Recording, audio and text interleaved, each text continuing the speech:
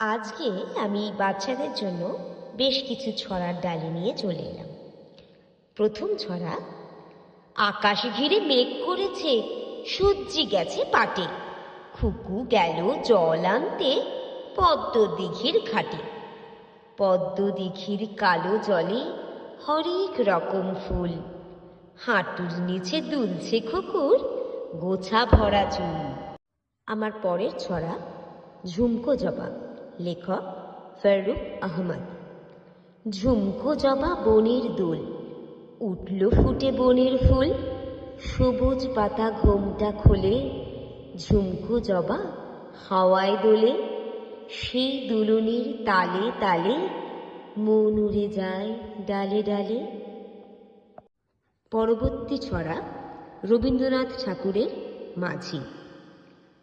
আমার যেতে ইচ্ছে করে নদীটির ওই পারে, যেথায় ধারে ধারে বাঁশের খোটায় ডিঙি নৌকো বাঁধা সারে সারে। কৃষাণেরা পার হয়ে যায় লাঙল কাঁধে ফেলে, জাল টেনে নেয় জেলে, গরু মহিষ সাঁতরে নিয়ে যায় রাখালের ছেলে।